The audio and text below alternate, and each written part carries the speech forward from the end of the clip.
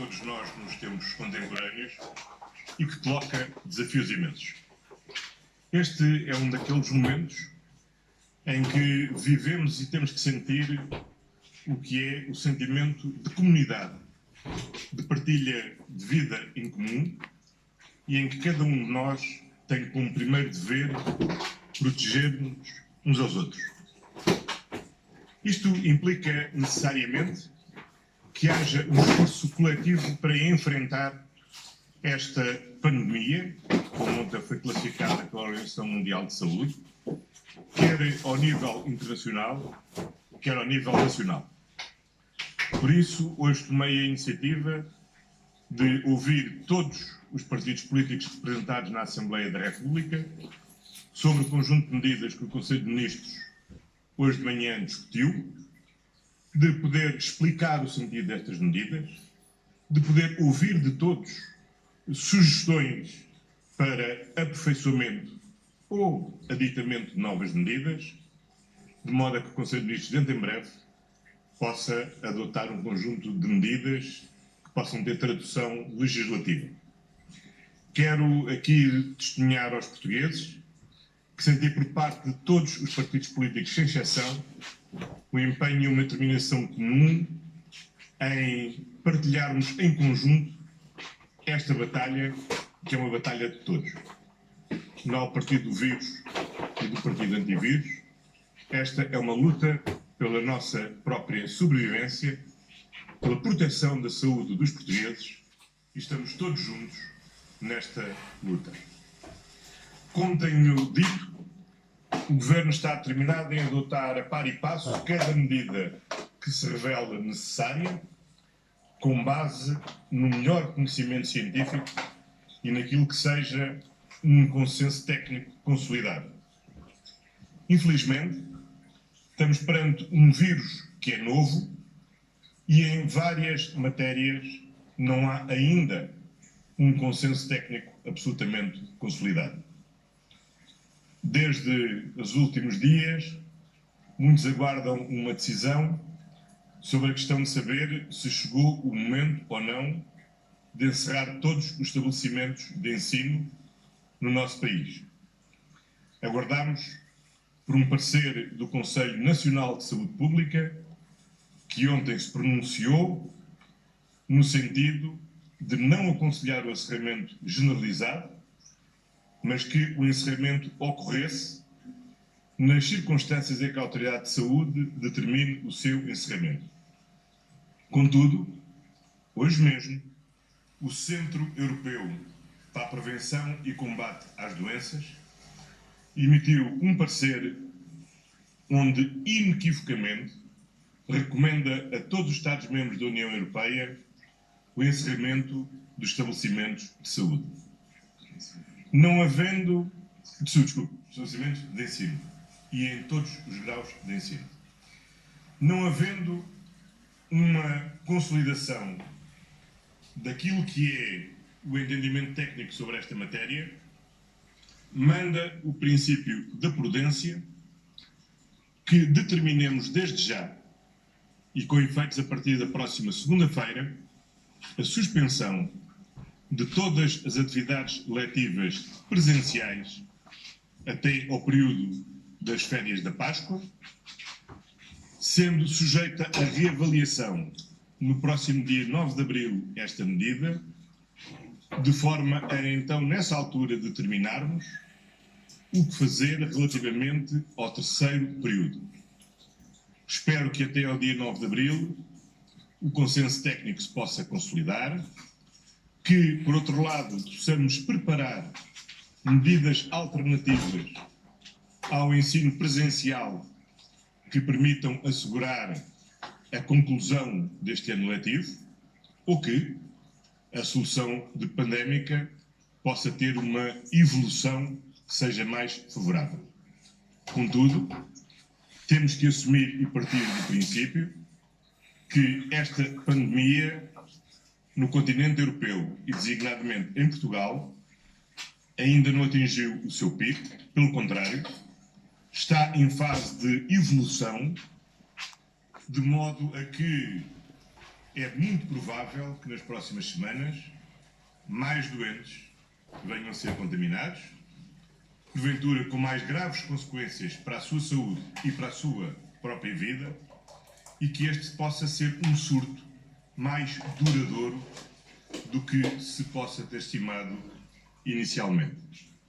Por isso, e como tenho dito, devemos desejar o melhor, mas devemos estar preparados para o pior. Por isso, aquela que é a maior responsabilidade de cada um de nós é cuidar do outro. Desde logo tomando as medidas de higiene para evitar a contaminação do outro. E essas regras têm que ser repetidas e, sobretudo, praticadas por todos nós. Mas também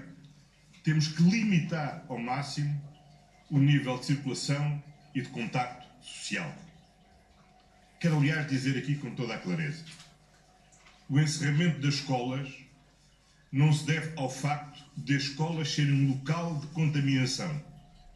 mas, pelo contrário, a escola deve-se ao facto das escolas serem um local de contacto, ser um local que favorece naturalmente a contaminação. E por isso entendo que se contacto social se deslocar da escola para qualquer outro espaço, nós não estamos a combater a expansão da epidemia, estamos só a deslocalizar o espaço onde se desenvolve esta pandemia. Por isso, o apelo a que faço a todos é que tenhamos todos consciência que devemos limitar o máximo possível as nossas deslocações, os nossos contactos sociais, o nosso convívio social. Por isso, para além desta medida com caráter temporário de suspensão da atividade letiva presencial nas escolas, nós vamos determinar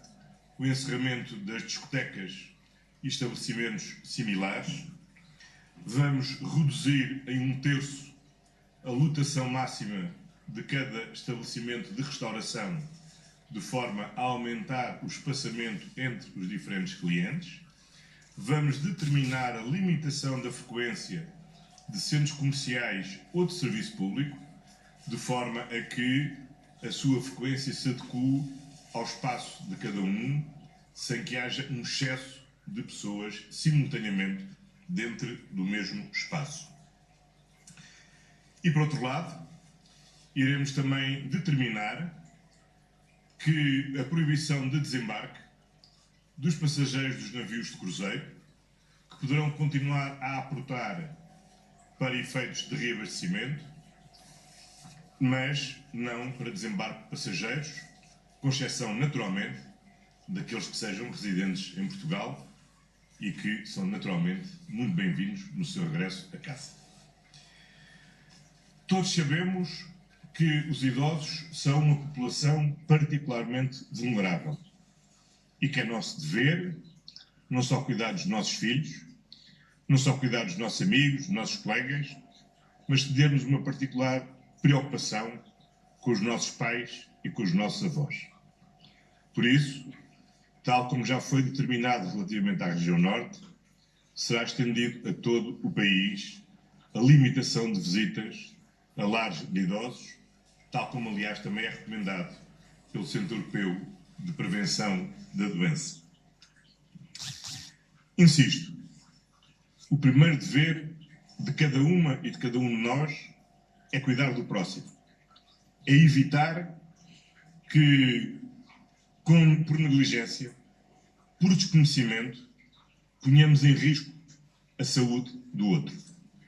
Cada um de nós, certamente, se julga estar numa situação saudável. Mas a verdade é que nenhum de nós sabe se não é portador de um vírus que involuntariamente está a passar ao outro. E é por isso que é uma enorme responsabilidade que temos que ter no nosso relacionamento social, de forma a podermos enfrentar como comunidade, com partilha, esta ameaça nova que estamos a viver e que só juntos poderemos enfrentar.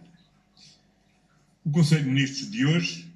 irá adotar também um conjunto de medidas que serão devidamente desenvolvidas no briefing que terá lugar no final do Conselho de Ministros, tendo em vista, em primeiro lugar, reforçar a capacidade do nosso Serviço Nacional de Saúde para responder a esta situação de crise. Segundo lugar, para assegurar a proteção do emprego, contribuindo para a viabilidade de empresas que estão a ser particularmente atingidas neste período de crise. E, finalmente, para garantir o rendimento das famílias, em particular daquelas que, ou por motivo de doença própria ou de familiar, que por motivo de decisão da autoridade de saúde relativamente ao próprio ou ao familiar, ou em virtude do encerramento extemporâneo dos estabelecimentos de ensino, têm a necessidade de acompanhar os seus familiares e, em particular, as crianças com menos de 12 anos. Como é sabido, a lei prevê o apoio à remuneração dos trabalhadores por conta de outrem que tenham que dar apoio a familiar, assim como remunera as situações de baixa. Adotaremos medidas para que estes apoios sejam também extensíveis, com as devidas adaptações, àqueles que são trabalhadores independentes, ou, como na linguagem comum se diria, que trabalham a recibo verde. Mas a lei não prevê nenhuma medida para situações como esta, que entrará em vigor na próxima segunda-feira, que tem a ver com o encerramento das atividades presenciais dos estabelecimentos educativos e que coloca necessariamente para todas as famílias uma necessidade especial de reorganização da sua vida, tendo em vista acompanhar crianças que, não estando doentes, que não sendo objeto de nenhuma decisão da autoridade de saúde de confinação domiciliária, pela sua idade ou por sofrerem deficiência, precisam do apoio do seu pai ou da sua mãe. E, nesse sentido, iremos criar também um mecanismo especial que assegure a remuneração parcial em conjunto com as entidades patronais, de forma a minorar o impacto negativo no rendimento das famílias destas situações. Medidas especiais, naturalmente, serão adotadas para apoiar os profissionais de saúde, de forças de segurança, de serviços de emergência e de outros profissionais que também, tendo filhos, são absolutamente imprescindíveis à continuidade do seu funcionamento e à sua atividade para garantir o bom funcionamento do Serviço Nacional de Saúde, a segurança de todos e o socorro, que é absolutamente essencial. E para quem é necessário encontrar medidas alternativas ao apoio residencial. Queria, por isso, mais uma vez, expressar a todos os partidos políticos o meu reconhecimento pela forma construtiva, empenhada, com que todos estão a encarar este momento. E partilhar aquilo que é seguramente hoje o sentimento de todos os portugueses, que é uma mensagem para aqueles e para aquelas que já neste momento estão contaminados com o Covid-19, desejando-lhes a rápida recuperação e que os seus familiares, os seus amigos e os próprios possam viver este momento com a menor ansiedade e a maior confiança possível. Mensagem de esperança e confiança também para os milhares de pessoas que já estão hoje sob vigilância por terem tido contacto com alguém que já está contaminado com esta infecção. E, finalmente, uma palavra de grande confiança, gratidão e apreço pelo enorme esforço que todos os profissionais de saúde estão, neste momento, a fazer para responderem o melhor possível a uma circunstância absolutamente extraordinária com que nos confrontamos e que, com determinação e todos juntos, seremos seguramente capazes de enfrentar e superar. Muito obrigado a todos. Não quero esclarecer se vai